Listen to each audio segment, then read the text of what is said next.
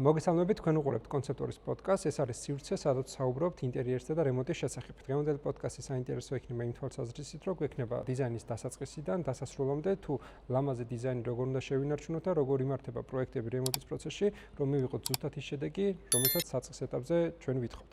დღევანდელი ჩვენი პოდკასტის სტუმარი იქნება არქიტექტორ დიზაინერი ირაკლი ჩხაიძე. მოგესალმებით ირაკლი, პირველ რიგში როგორ გძნობთ თავს, როგორ ახერთ? კარგად, ძალიან კომფორტულად, მადლობა. ძალიან კარგი. დღევანდელი პოდკასტი საინტერესო იქნება იმ თვალსაზრისით, თქვენი რჩევები ძალიან მნიშვნელოვანი იქნება, რომ საწყის ეტაპზე როგორ დიზაინსაც ვქმნით, საერთო ჯამში რთული არის დაგეგმული პროცესების გარეშე ზუსტად ის ვიზუალები მივიღოთ, რა ვიზუალებიც საწყის ეტაპზე გვინდა რომ შევქმნათ, იმიტომ რომ ამის უკან ერთი არის რომ კარგად დავგეგმოთ პროექტი, კარგი იდეები, კარგი ინსპირაციები შეიძლება იყოს, მაგრამ საერთო ჯამში შესყიდვები, მენეჯმენტის ნაწილი, სამუშაო მუშახელი და ლოჯისტიკური ნაწილები თუ ამ პროცესებს არ ებმის, რეალურად რთული იქნება იმ საწყის ეტაპის ლამაზ დიზაინის შექმნა, რაც საწყის ეტაპზე გვინდა და ამ მიმართულებაში, აი უკანა ნაწილში, რაც როგორ იმართება, საინტერესო იქნება თქვენი მიმართულებით, რა რჩევების მოცემა შეგიძლიათ იმ ნაწილში, რომ რაღაც რემონტის პროცესი ყველა მიცოდეს რთული პროცესი არის, განსაკუთრებით მაშინ, როდესაც ადამიანს არ აქვს საკმარისი ინფორმაცია რემონტზე, რადგან 5 წელიწადში, 10 წელიწადში ერთხელ შეიძლება გააკეთოს რემონტი და ინფორმაციის საკითხში რა შეიძლება გავითვალისწინოთ ისეთ, რომ ეს პროექტის მენეჯმენტის ნაწილში, რომ რემონტს როდესაც ვაკეთებთ, ზუსტად თანმიმდევრულად ყველაფერი რო გავითვალისწინოთ. კი ბატონო, ვეცდები მაქსიმალურად გაგცეთ პასუხები და უფრო მეტი რაღაც ინფორმაცია მოგაწოდოთ ამ თემასთან დაკავშირებით. დავიწყოთ მაშინ პირველი ნაწილიდან, როდესაც იქნება დიზაინი, თქვენი გამოსახენა ლამაზი ვიზუალი უფრო მნიშვნელოვანი არის თუ პროექტის ნაწილი როგორ წარიმართება ეტაპობრივად? არის ორივე ძალიან მნიშვნელოვანია თავისთავად. უბრალოდ აქ არის ხოლმე მოლოდინი, რა არის დამკვეთის და მერე რა არის რეალობა.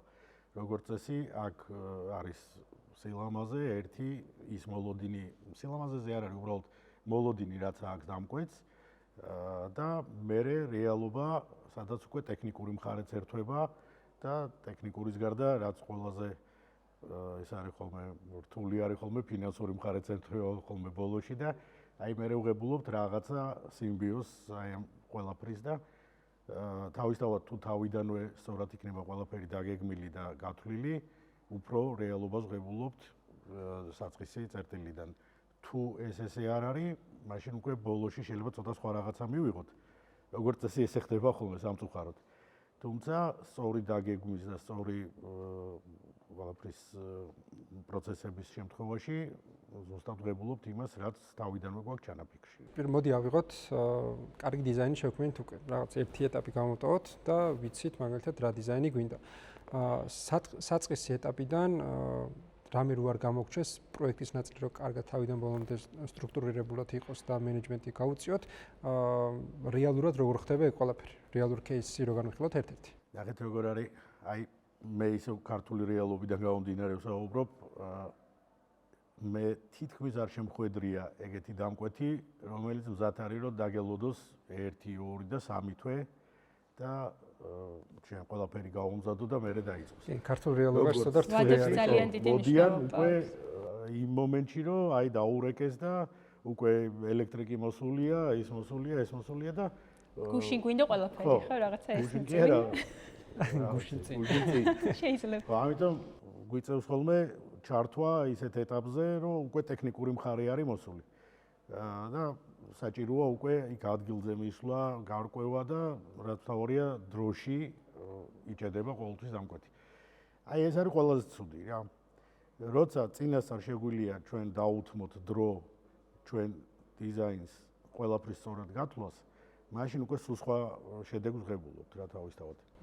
რამდენად რთული არის ზუსტად მაგ საკითხში, როდესაც უკვე წინასწარ ელექტროობა გაკეთებული არის, რაღაც დეტალები არის გაკეთებული და ამ დროს ერთვება დიზაინერი. ძალიან რთული არის, იმიტომ რომ ნახეთ როგორც წესი ამ ბოლო დროს უკვე არის სულ თეთრი და მწვანე კარკასები.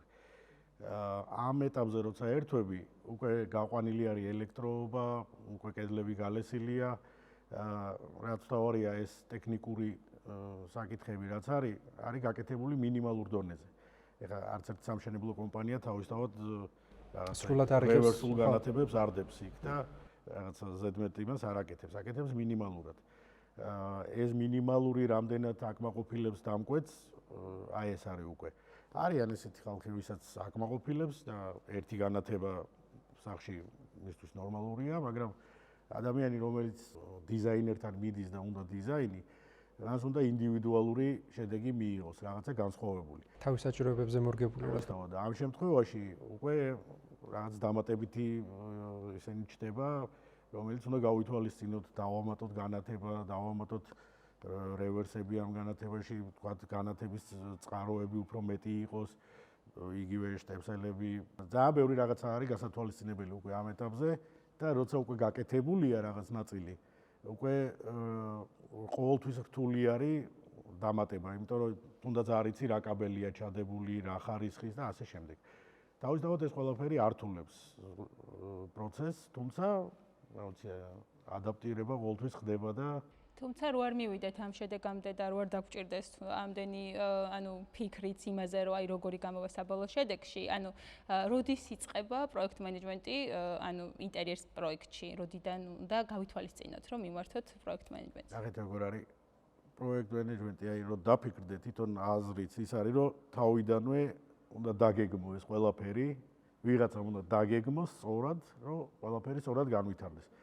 შუა ეტაპზე რო ჩაერთვები, იქიდან სწორად უკვე ვეღარ დაგეგმო თავისთავად რა. იმიტომ რომ ბევრი რაღაცა არის დეტალი ისეთი, რომელიც უკვე როგორც ვთქვით, გაკეთებული არის და იმ გაკეთებულიდან აგება კიდე ახლის ძალიან რთული პროცესი არის და ფიზიკურად რა საბოლოო შედეგიც იკარგება შეიძლება. ხო, რა შედეგიც კიდე რომ მიიღო, ფიზიკურად ვეღარ ცვლი იმ დეტალებს, რაც უკვე გაკეთებული არის რა. თუ შეცვლი, დამატებით კიდე ხარჯები უნდა გაიწიოს, რომელიც ძირითად შემთხვევაში არავის არ სურს ხოლმე. აი პროექტ მენეჯმენტი როგორი რაღაც ცნება არის, იცით, აქ მარტო მშენებლობაზე და დიზაინზე კი არ გამოიყენება.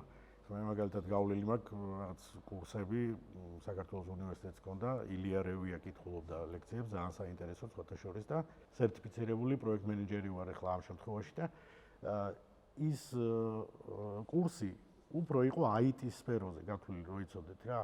ანუ დაგეგმვა ყველაფრის ხდება ყველა სფეროში. კი, რა თქმა უნდა. შესაძლებელი. წინასწარ. ხო, საერთოდ როგორც ილია ამბობდა, პირველად ეს გაჩნდა NASA-ს ჭირდებოდა ძალიან ბევრი პროცესების მართვა. და NASA მოიგონა პირველად ეს პროექტის მართვის, ასე ვთქვათ, ჩარჩოებში ჩასმა. როცა ძალიან ბევრ პროცესს დროში და ფინანსებში ცდილობ რომ გაწერო რა.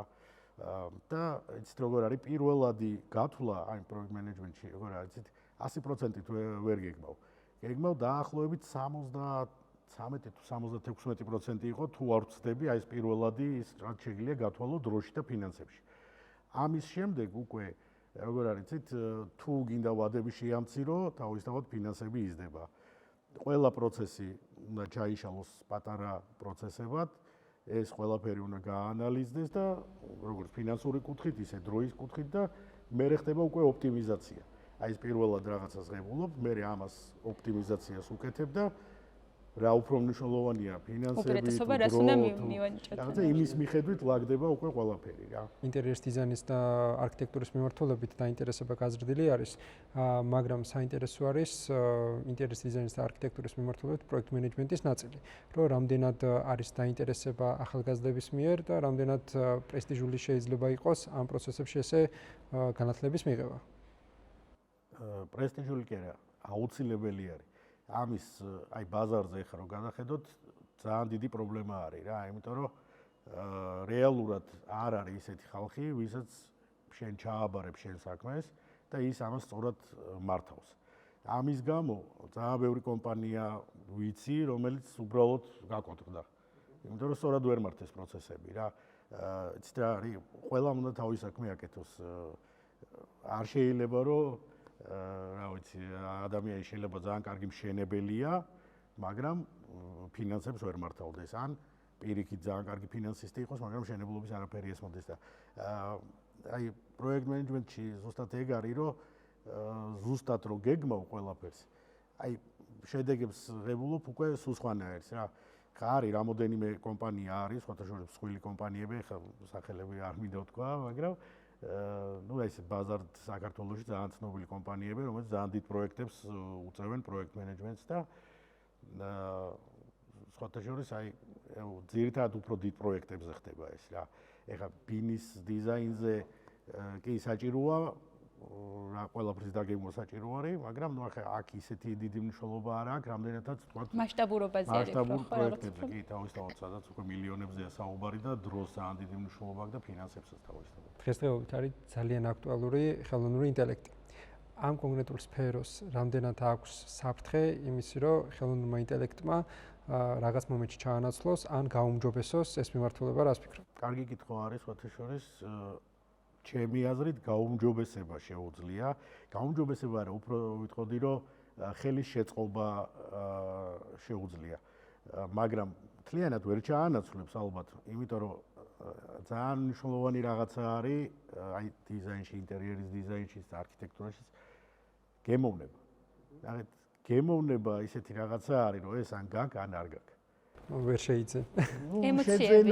შეიძლება ალბათ რაღაც დონემდე, მაგრამ რაღაც ემოციების ხო, არის რაღაცა. სხვათა შორის არის მცდელობები, ეხლა უკვე მეც ვცადე სხვათა შორის და ძალიან ბევრმა დიზაინერმაც და არქიტექტორმაც ვცადა და რაღაცა პროცესებს აკეთებს, მაგრამ ამ ეტაპზე ჯერ დამხმარე ინსტრუმენტად უფრო ალბათ. ხო, დამხმარე ინსტრუმენტია უფრო, იმიტომ რომ შეიძლება ძალიან მაგარი რენდერი გაგიკეთოს, მაგრამ იქ ისეთი რაღაცეები აურიოს და ვერ გაითვალისწინოს და ანუ ამის ხელოვნურ ინტელექტსაც უნდა სწორად დავალებების მიცემა. ნებისმიერ სფეროში რა, მაგრამ ну დახვეწის გზაზე არის, ალბათ რაღაც დონემდე ავა, მაგრამ აი მენეჯმენტის ნაწილში რამდენად შეიძლება რომ აი მართოს. მაგ ციფრების და დროის და იმის ამბავი შეიძლება კიდევ უფრო მეტად განვითარდეს.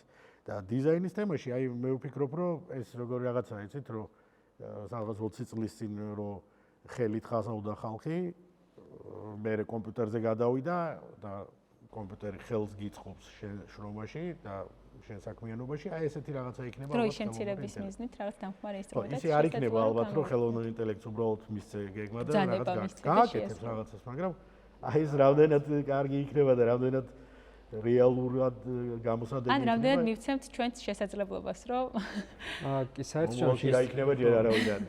ხელოვნური ინტელექტი ისე სწრაფად ვითარდება ამ დროის განმავლობაში, ხა რო შევხედოთ პირველად რო შემოვიდა პირველი ჩვენს ყველაზე ნაცნობი რაც იყო ChatGPT, მაგნაცილში საწყის ეტაპზე ძალიან არასწორ ტექსტებს წერდა, ქართული საერთოდ არ იცოდა, დღეს უკვე იცის, დიზაინის მიმართულებითაც ვითარდება და არა მარტო ChatGPT-ის ნაწილში, არამედ ძალიან ბევრი ხელოვნური ინტელექტი შემოვიდა ისეთ, რომელიც კონკრეტული მიმართულებები აქვს რა, შეიძლება პროექტ მენეჯმენტის მიმართულებით იყოს, შეიძლება ვიზუალური ნაწილის იყოს, შეიძლება კოდის ნაწილში იყოს და ეს შემდეგ. მაგრამ საერთო ჯამში ყველაზე მნიშვნელოვანი ეს არის, რომ რამდენ გასახანს მიცემთ, რომ ჩაერთოს ჩვენ ყოველდღიურობაში რა და ჩემი გადმოსახედიდან ახლა მე რაც მიცდია და გამიკეთებია, ძირითად შემთხვევაში ის კონკრეტული პატარა დეტალები, რომელიც ადამიანსაც გამორჩება ხოლმე, მაგალითად კუთხის ნაწილი, რომელიც შეიძლება დღესდღეობით ახლა არანაირ დაბრკოლებას არ გიქმნიდეს, მაგრამ რაღაც მომენტში გაუთვალისწინებელი რაღაც მომენტი იყოს ისეთ, რომელიც ძალიან დიდ ხარჯებთან იყოს დაკავშირებული მეერე ამის ცვლილება, იმიტომ რომ წინასწარ ვერ განსაზღვრავს რა როგორ უნდა იყოს.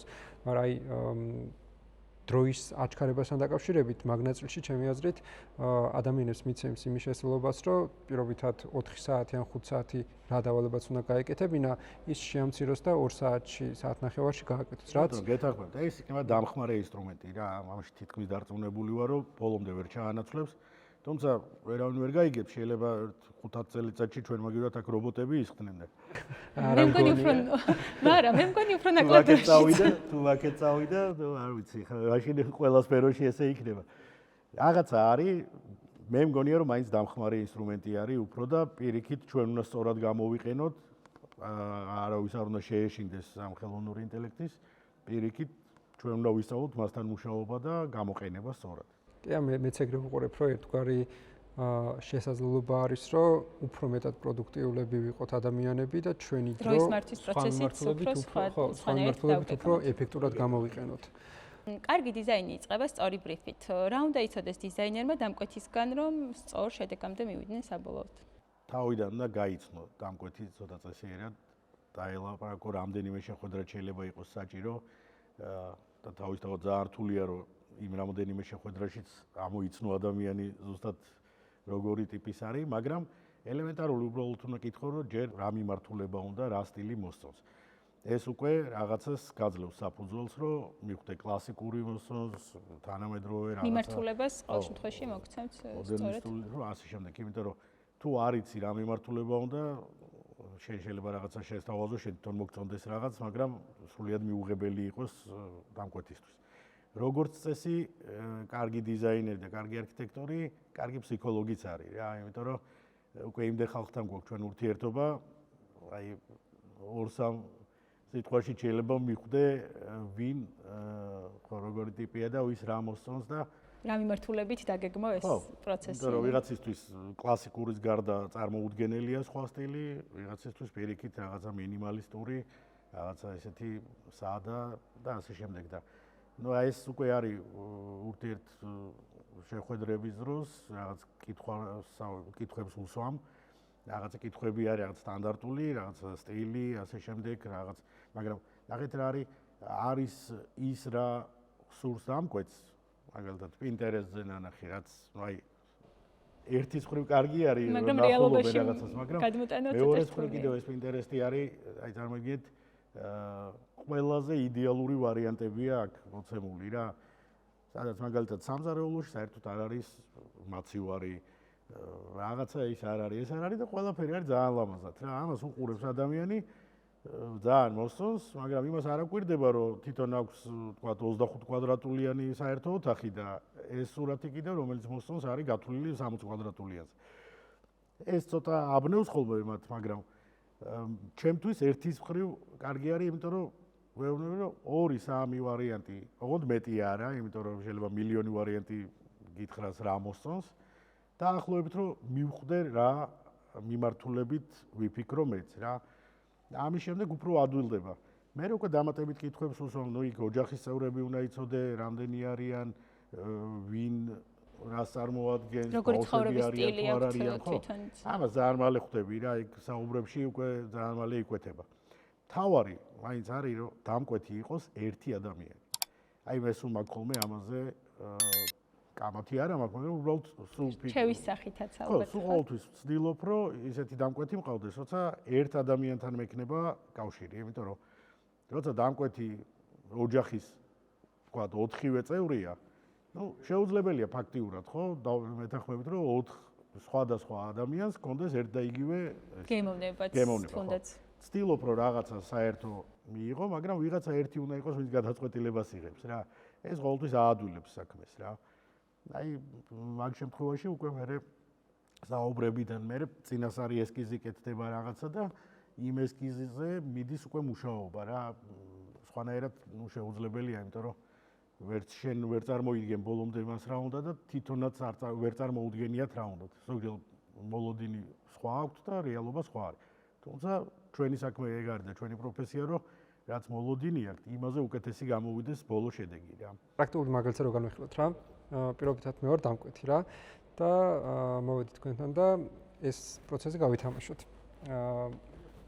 პირველ რიგში მოდი ავიღოთ საკუთარი სახლი რა, იმიტომ რომ რემონტის ნაწილი და არქიტექტურული ნაწილი უფრო მეტად საკუთარ სახლზე უფრო ღრმა თემებში ჩავშლით, ვიდრე რეალურად ბინის რემონტზე. თქვენთან მოვდივარ, ირაკლი გამარჯობა. მინდა სახლის აშენება მინდა.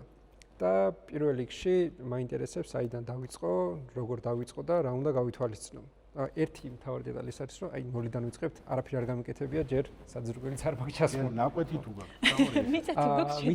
მიწა ჯობია რომ ნაკვეთის ყიდვამდე მანამდე მიხვდე უნდა დავიწყო. იმიტომ რომ ნახეთ, თავარი არის ნაკვეთი, ხო, პირველი არის ნაკვეთი, აქედან იწყება.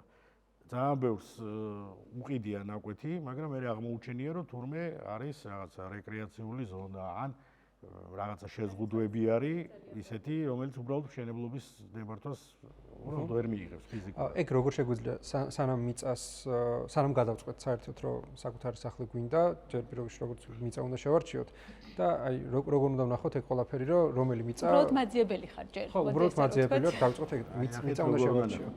ეს არსებობს TASG თბილისის არქიტექტურის სამსახურის საიტი, სადაც შეგიძლიათ შეხვიდეთ. ნუ ეს თუ თბილისზე თუ არის საუბარი, შედიხართ, იქ ყველა ნაკვეთზე არის ინფორმაცია სრული, ზონებიც და ასე შემდეგ. ყველაფერი, რაც საჭიროა კომუნიკაციების ადრა გადის და ასე შემდეგ. მაგრამ ნახეთ რა არის, როგორც აი ხელოვნური ინტელექტი ვთქვით, აი იმასთან სწორად ურთიერთობა უნდა იცოდე მოხმარება ამ ინსტრუმენტის.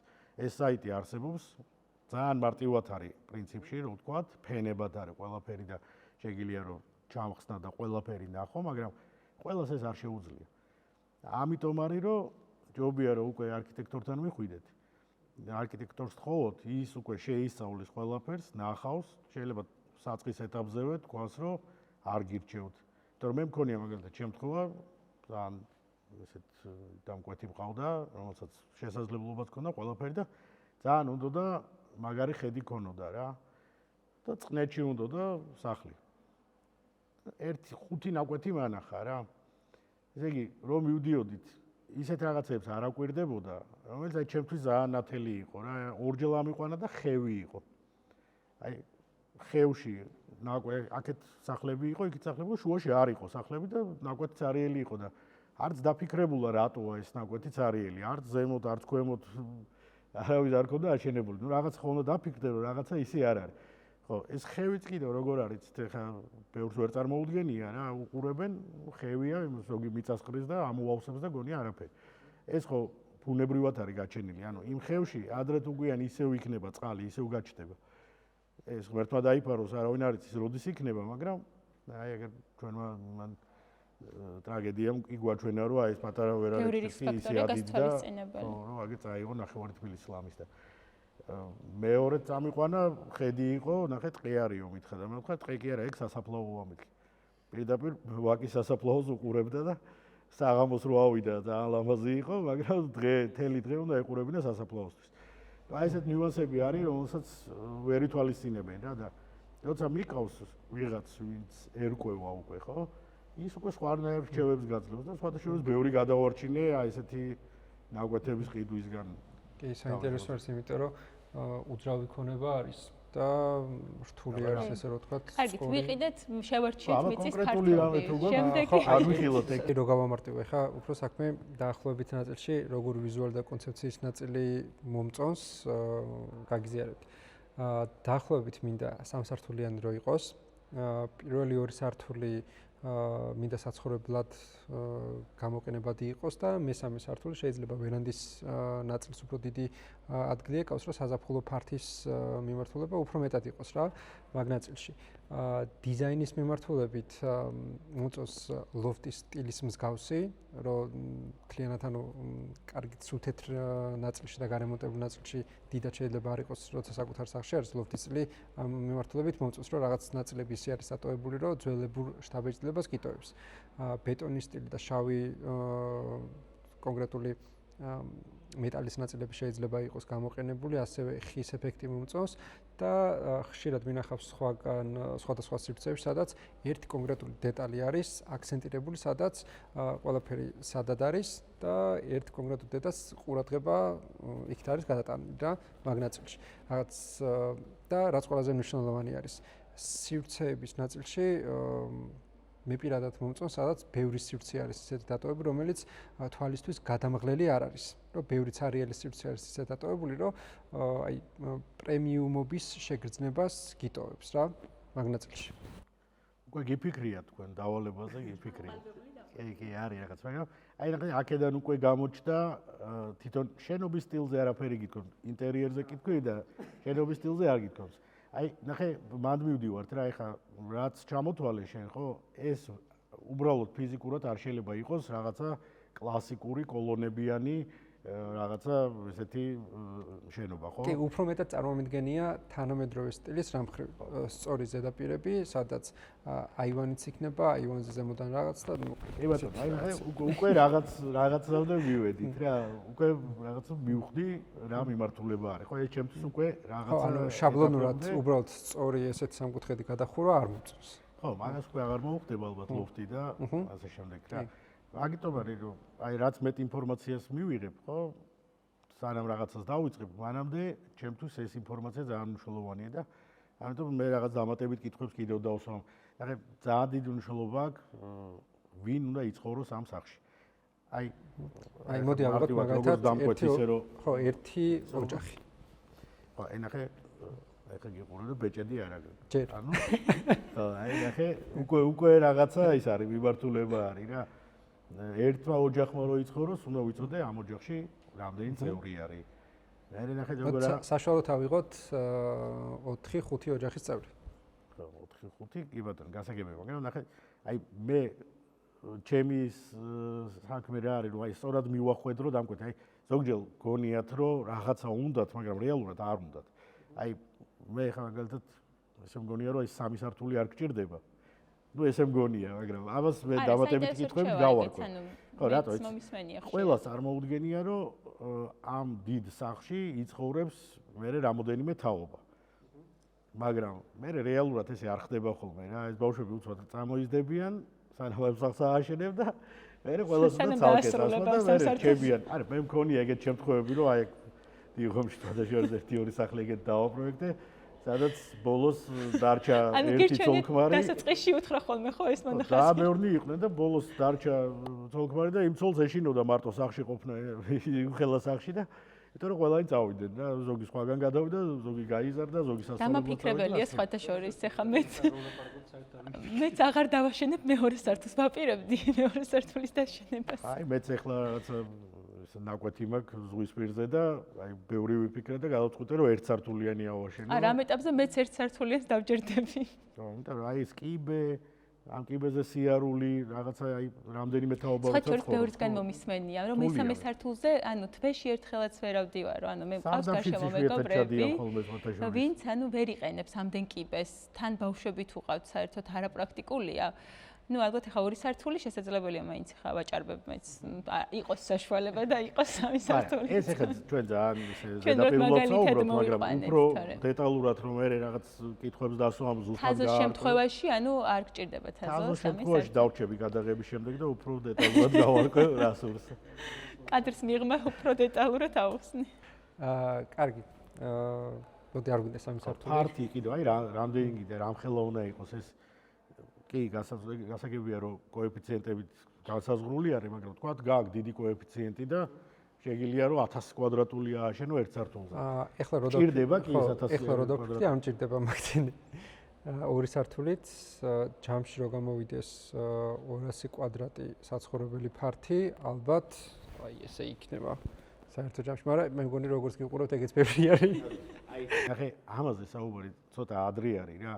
მე ხა მინახავს ესეთი დამკვეთებიც ყოფილა რომ ესე იძახიან სახლი მინდა 8-10-ზე ან რაღაცა 12-20-ზე ესე არ ხდება რა არა პრაქტიკულად მართლა საინტერესო არის აი სხვა ფორმა გქონდეს სხვა კონფიგურაცია გქონდეს ესე რომ რაღაცა მოხაზო და ოპა აი აქ უნდა ჩავატიოთ ანუ ნახე ახირებასავითაც არ არის ხო ესეთი რაღაცა ის სწორედ ანუ პროფესიონალმა უფრო სწორედ იცის ანუ ჩვენი კითხვებიდან და ხა შენი ანუ თვითონ რა ტიპის სახლზეც საუბრობდი ანუ რა საჭიროებს ანუ და ძალიან საინტერესო თუ გაითვალისწინებს ხა თუ გაითვალისწინებ ირაკლის რჩევას თუ გაითვალისწინებ თუ არა და რა თქმა უნდა არ არის პრობლემა ხო ამ შემთხვევაში შეგიძლია რომელსაც ძალიან უნდა და ქონოდა კაბინეტი კი არა ბიბლიოთეკა ოღონდ აი ხა არ ეწყინოს ალბათ ვერც მიხვდება ვიზუსაუბრო მაგრამ დარწმუნებული ვარ ერთი წიგნი არ გქონდა წაკითხული და აი არც საიკითხო საჭიროებიდან გამომდინარე და პრაქტიკულობიდან გამომდინარე ანუ სწორად მივიღოთ გადაწყვეტილებები ალბათ უფრო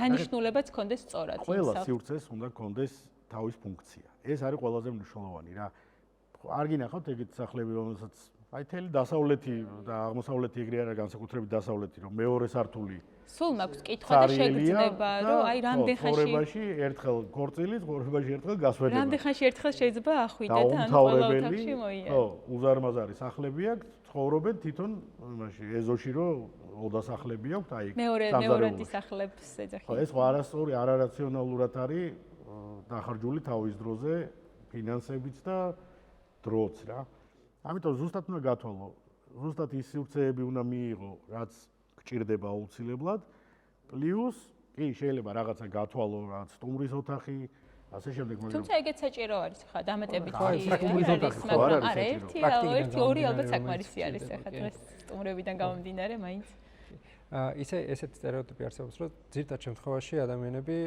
ამინდები, როდესაც გამოდის და ზაფხულის პერიოდში უფრო მეტად განწყობა მოქმედებს ალბათ მზედ გიცვლის განწყობა. შეიძლება უფრო მეტად იწყებენ მაგ დროისთვის რემონტს, სახლების მშენებლობას და ეს შემდეგ.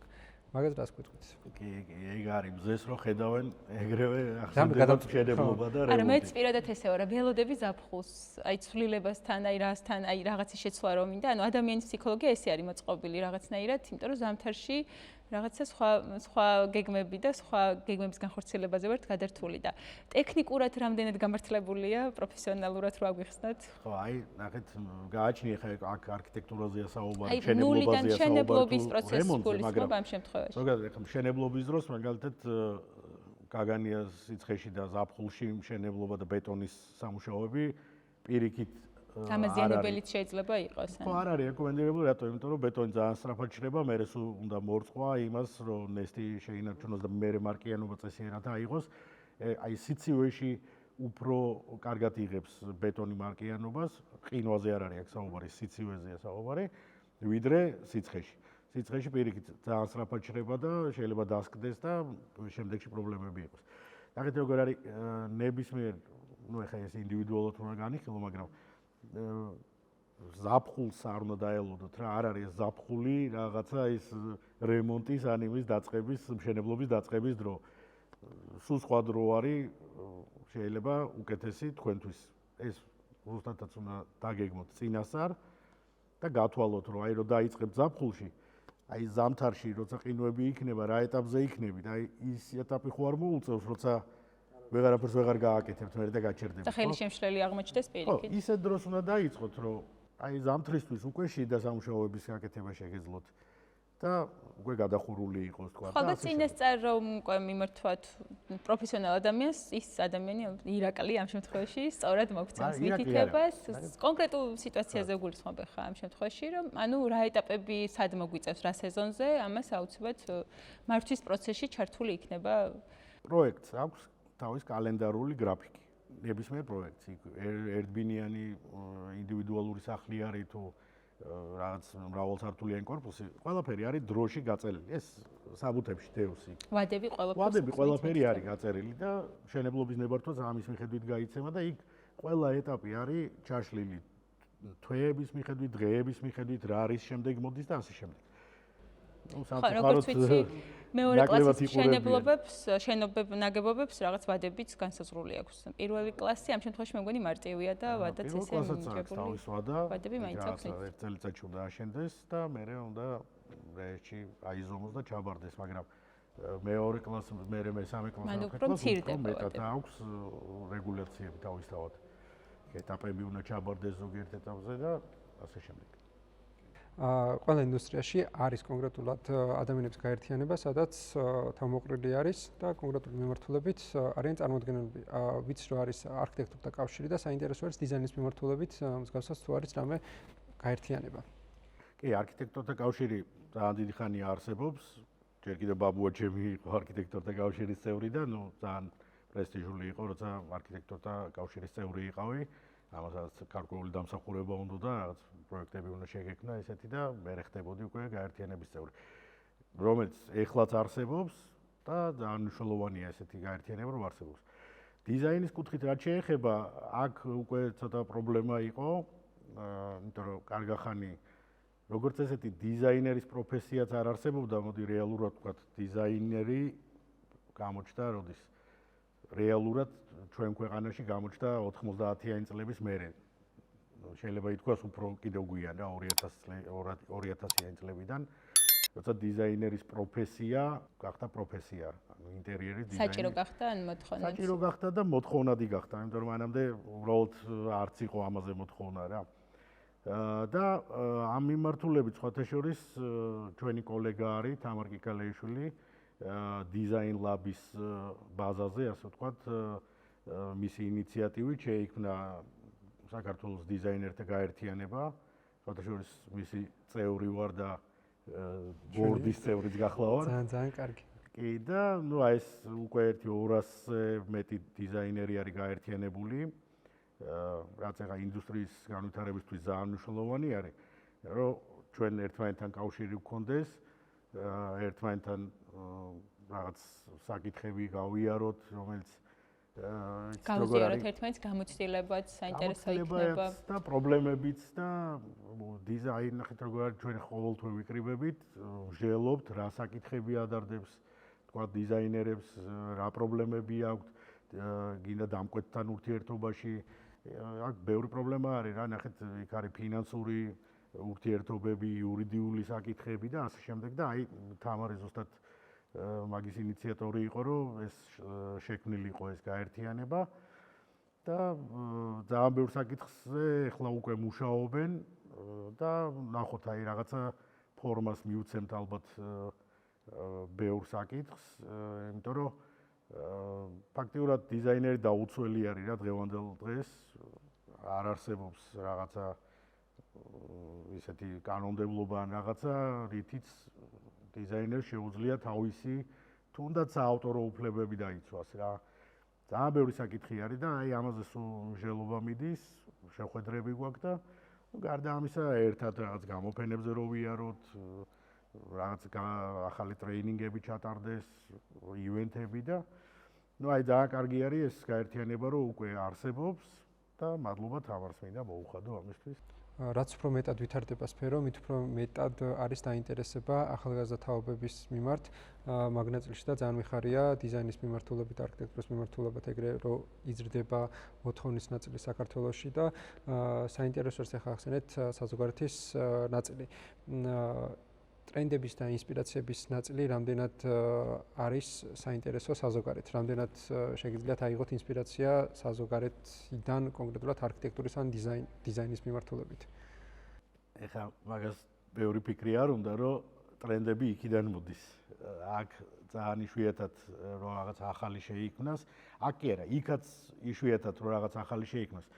რომ დაფიქრდეთ არქიტექტურაში, დიზაინში, განსაკუთრებით ყველაფერი მეორდება, მოდაშიც ესე არის. რაღაცა ბრუნდება, რაღაც პერიოდის მერე ბრუნდება ძველი, ასე ვთქვათ. აი, რამდენი წელს ერთხელ ხდება ხოლმე, ძალიან მაინტერესებს, ანუ ან რა განაპირობებს ამას. ადრე უფრო დიდი პერიოდი. არა, აი რა განაპირობებს თუნდაც ამ ცვლილებას? ალბათ გემოვნება ადამიანების მოთხოვნა დამატებით ინფრასტრუქტურის ნაწილი განვითარება როგორ ხდება და ეს შემდეგ. ხშირად ტრენდები ცოტა მოსაბეზრებელი, მალე მოსაბეზრებელი ხდება ხოლმე ზოგ შემთხვევაში, ანუ ძირითად შემთხვევაში ეგ ტრენდები ცოტა აკვიატებასავით არის რაღაც მომენტში მოწონს ხალხს და მერე უკვე აღარ უბრუნდება მაგას. ხო, თუმცა პროფესიონალების თვალით ალბათ უფრო სხვა ხედვა იქნება და საინტერესოა ირაკლის ხედვა. პროფესიონალი არა, ნახე ეგ ინდივიდუალური ძალიან. მე მაგალითად მგონია რომ თაობებთან არის დამოკიდებული, თაობების სრულილებასთან არის დამოკიდებული. ნახეთ, ჩვენ თაობას მოსწონს ის, რაც მანამდე არ იყო. ან არ გვახსოვს რომ იყო. რეალურად იყო, მაგრამ ჩვენ ვერ მოვესწარით და ეხლა ჩვენთვის ახალია. ეხლა ჩემი შვილის თაობას მოსწონს ისეთი რაღაცეები, რაც ჩემ ბავშვობაში იყო. მაგრამ მე ის უკვე აღარ მომწონს. იმისთვის ეს ძალიან ვისაღები არის რა. ან თაობათა ცვლილებაც შესაძლოა, რომ ანუ განაპირობებს. ძალიან ეს არის. თავისთავად ეხლა დიზაინის ტრენდები ძალიან სწრაფად იცვლება, ადრე თუ თქვა რა ვიცი მე 10 წელიწადში და 5 წელიწადში აი რემონტი ძველდებოდა, ასე ვთქვათ, ხო? ეხლა უფრო სწრაფი და დინამიური გახდა. ძალიან სწრაფად ხდება, უკვე აი როგორ არიცით 2 წელიწადში, 3 წელიწადში უკვე რაღაცეები მოძველებული. აი თქვენს კი იცით ეხლა აი თქვენ ხო ტრენდებს უყურებთ და აი ჩამოგაქვთ ფილები და არის რაღაცა რაც 3 წლის წინ აი ძალიან ტრენდული იყო, მაგრამ დღეს უკვე ცოტა რო უყურებ, რაღაც არის ხოლმე პერიოდები, აი ამოწურავს ადამიანი თავის ეს მოთხოვნებს, ან თუნდაც რა განაპირობებს ხოლმე შე შემთხვევაში, აი ცნობილი ადამიანები რამდენად იყენებენ ამ ვიზუალს. ჩვენ გვქონდა სხვა შორის რამდენიმე ფილმს გავსი, აი უცხოელებს რახან შევეხეთ, საზღვარგარეთ მსახიობებს და ამას ვიყენებდით ჩვენ რაღაცა. კარდაშენების სახლი მოსწოდა და მიკროცემენტი მე მგონი მაგათი ისა რა. ანუ მაინც რაღაცნაირად ანუ ახდენ და გავლენას ფიქრობ და ანუ ალბათ ესეც მოქმედებს ამ ტრენდების ერთგვარად აკვიატებას, რასაც ვეძახით. მასალების, ტექნოლოგიების განვითარება, ახალი მასალების შემოსვლა, ესეც განაპირობებს, ხო?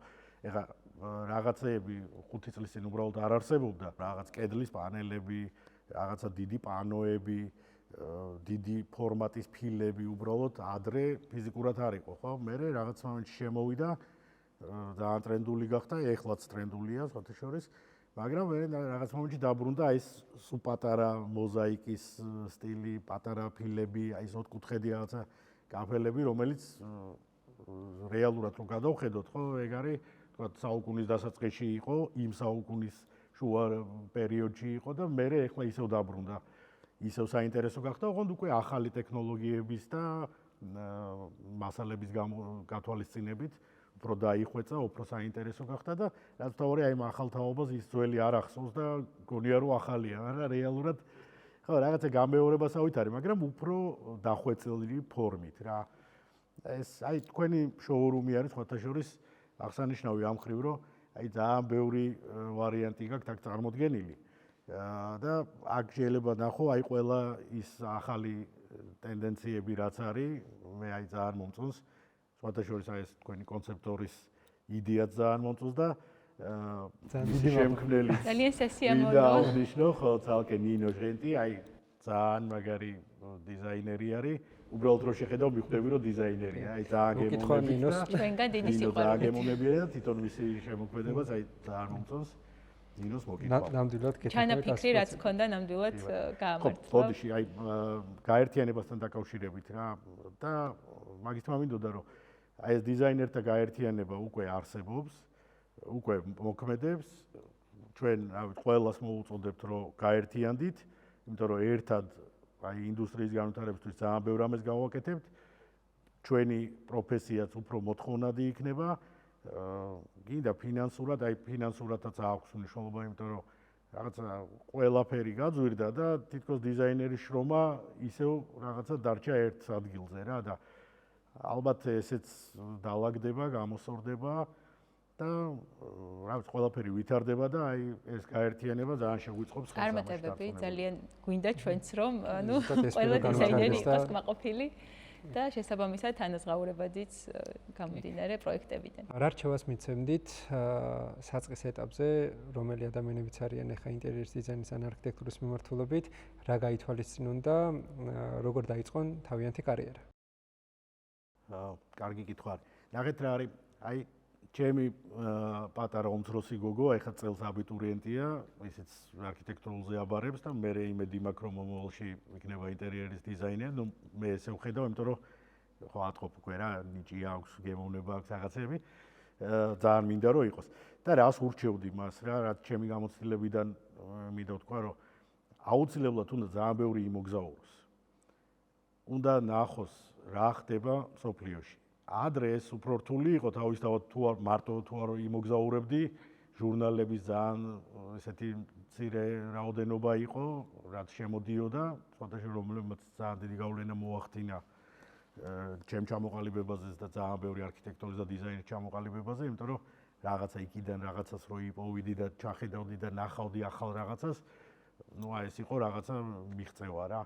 ეხლა უფრო გაადვილდა. ეხლა შეიძლება არც წახვიდე და დისტანციურადაც ნახო, ეხლა მაგალითად ეხლა დღეს აი ამ დღეებში მილანში არის გამოფენა, ძალიან ცნობილი, სადაც აი ჩვენი კოლეგების უმეტესობა ეხლა იქ არიან. და გული მწყდება მე იქ ვარ, იმიტომ რომ რაღაც დაძაბული გრაფიკი მქონდა ვერ მოვახერხე, მაგრამ აი იქ არის ზუსტად აი იქ იქნება ეს ახალი ტრენდები, იქ არის წარმოდგენილი. ყველა წამყვანი დიზაინერები, კომპანიები წარმოადგენენ აი ამ თავის სიახლეებს და ადრე ეს ყველაფერი ჩვენთან ჩამოდიოდა 10 წლის დაგვიანებით, 5 წლის დაგვიანებით. ძალიან დიდი დროა. ნამდვილად ხო ხდება აი მაგას ურჩევდი აი დამწყებ დიზაინერებს, რომ ბევრი იმოგზაურონ და აი ამ ტექნოლოგიების განვითარებასთან ერთად აუცილებელია, რომ აი ეს პროგრამები, ხელოვნური ინტელექტიც, აი ყველაფერი უკვე რო ჩააბარებენ, უკვე დაიწყონ ამის სწავლა, იმიტომ რომ დაამთავრებენ, აი სულ ეს პრობლემა არის, მე ვიცი, რომ ბევრ უკვე ვინც სწავლობს მესამე კურსია, მეორე კურსია, მეოთხე კურსია და უნდა სამუშაოს დაწყება. და ეძებს ვაკანსიას, მაგრამ ყველა ეუბნება, რომ მინდა გამოცდილი. გასაგებია, რომ გამოცდილებას ვერ მიიღებ, სანამ არ იმუშავებ ვიღაცასთან, მაგრამ შენ თვითონ უნდა მოინდომო.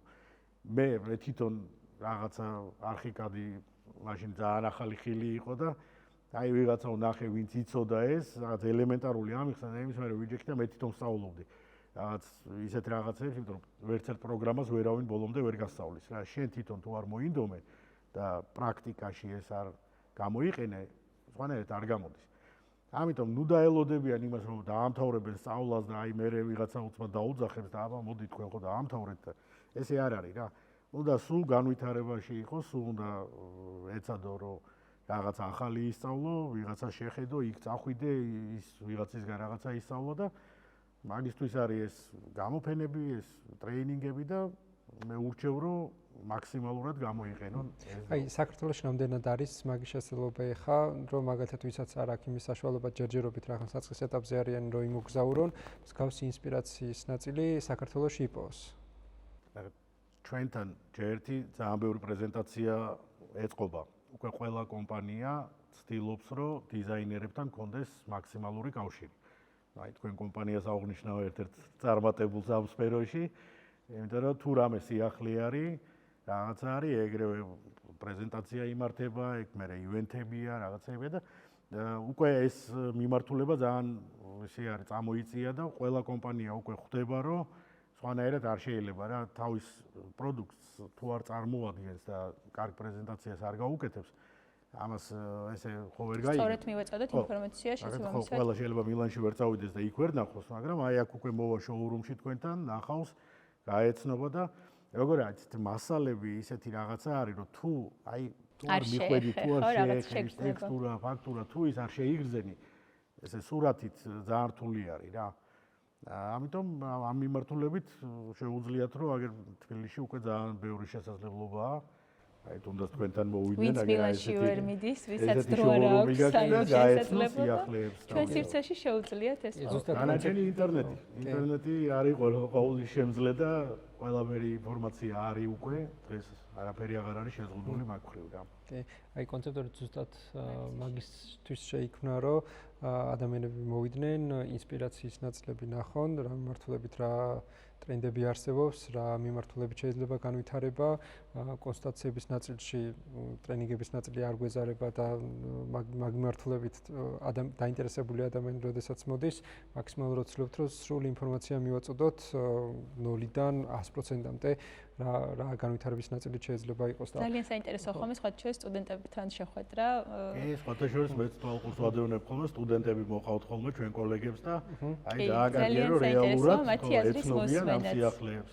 ეს ძალიან კარგი მიმართულება არის, მე ძალიან გიწონებთ და რა ვიცი, გულშემატკივრ რომ კი, ანუ დიზაინის ინდუსტრიის განვითარება, როდესაც ესეთი მნიშვნელოვანი არის, ძალიან მნიშვნელოვანი არის საწყის ეტაპზე, რომელი ადამიანებიც არიან, სწორი მიმართულებით განვითარდნენ, რომ შემდგომი განვითარების შემდეგ სწორი ხედვები ჩამოუყალიბდეთ, რა მიმართულებით იქნება უკეთესი განვითარება შემდგომში რა. ამიტომ ჩვენ მხრიდანაც მაქსიმალურად ვცდილობთ, რომ მომავალ თაობებს მაქსიმალურად შევუწყოთ ხელი, რომ ის მიმართულებები და ტენდენციები და ფაქტურის ნაწილი სხვადასხვა მასალებში რაც არის, მაქსიმალურად მივაწოდოთ ინფორმაცია, რომ თავიანთ მომავალ პროექტებში მაქსიმალურად გამოიყენონ და ჩვენი პატარა წვლილი შევიტანოთ ამ ინდუსტრიის განვითარებაში. მე აი ძალიან მომხრე ვარ მაგისი, რომ ესეთი მიმართულება უკვე არის და ეს არის დიზაინერებზე ორიენტირებული, თავისთავად კლიენტზეც ორიენტირებული და ნუ მომავალ თაობაზეც, იმიტომ რომ თუ რაღაცა შენ პროდუქტს კარგ პრეზენტაციას არ გაუკეთებ, კიდევ ერთხელ ვიზახი რა, შეიძლება ძალიან მაგარი რაღაცა გქონდეს, მაგრამ ეს არავინ არ იცოდეს რა. აი პრეზენტაცია და ამ ყველაფრის სწორად წარმოჩინება, აი ეს შოურუმი არის მაგის მაგალითი, ნამდვილად ვიტყოდი რა.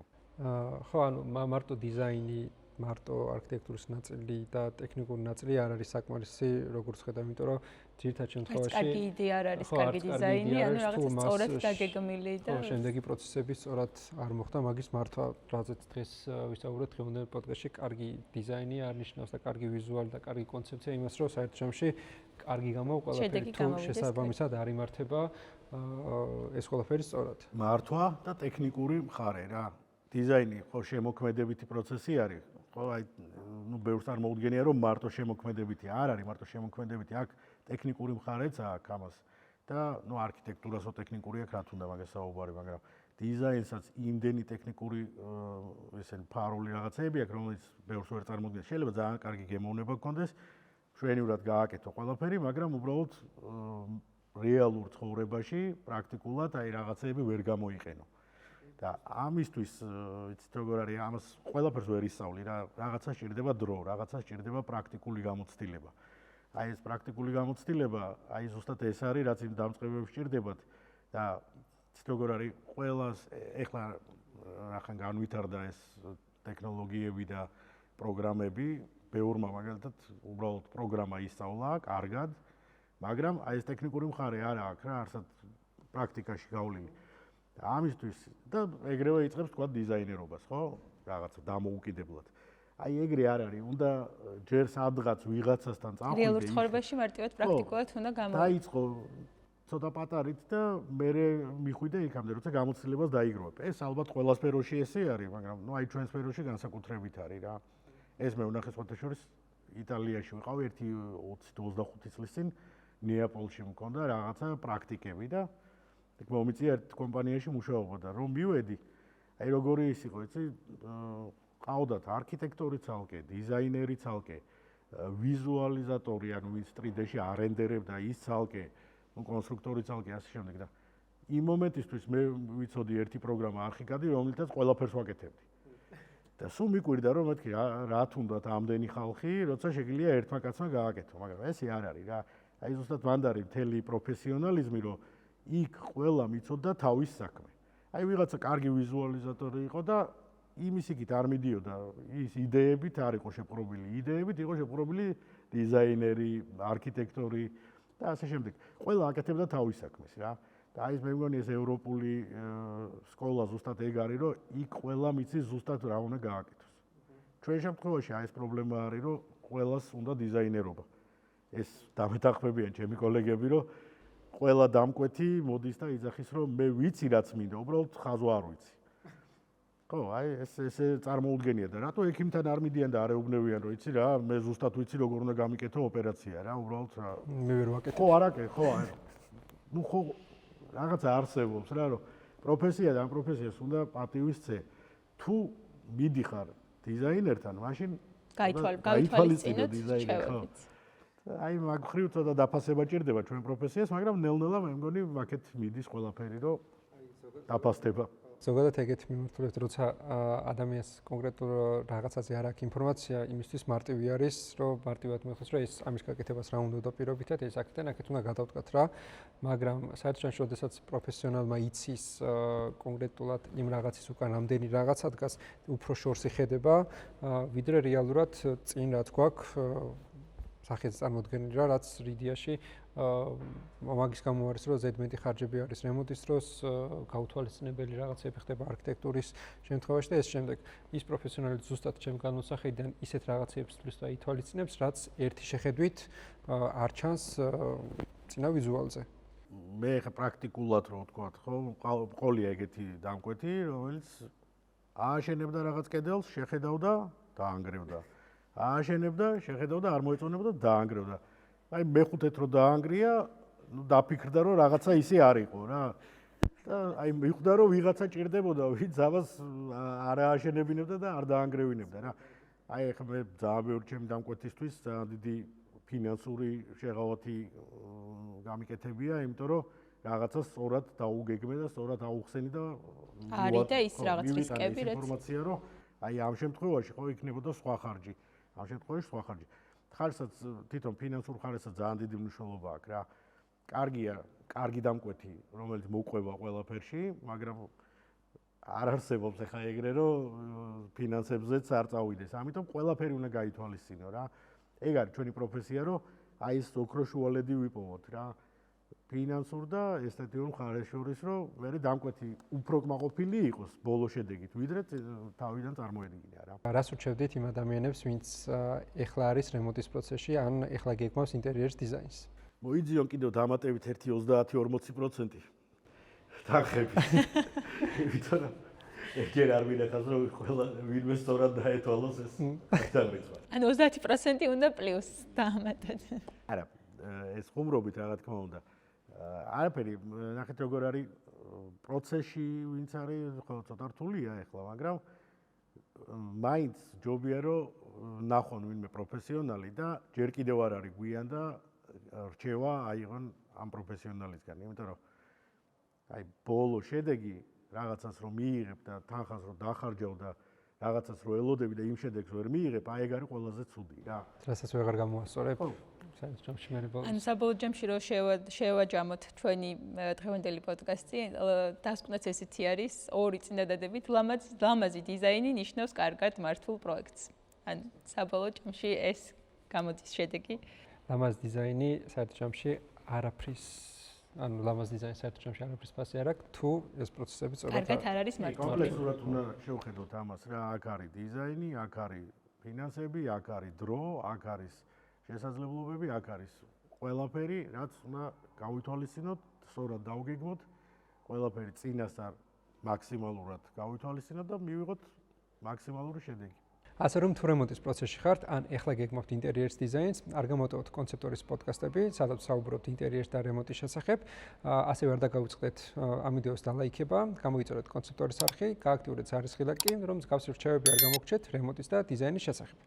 დღევანდელი თემა შეგვიძლია საერთო ჯამში შევაჯამოთ კიდევ ერთხელ, რომ ლამაზ დიზაინი არ ნიშნავს, რომ საერთო ჯამში ყველაფერი კარგად დასრულდება, საბოლოო შედეგი კარგად დასრულდება, ამიტომ მნიშვნელოვანი არის ეს მართული პროცესები, რაც ყველაზე ძალიან ბევრი საინტერესო რჩევაც მოვისმინეთ აუცილებლად. მადლობა ირაკლი დღევანდელი სტუმრობისთვის. ერიკით, მადლობა მოწვევისთვის.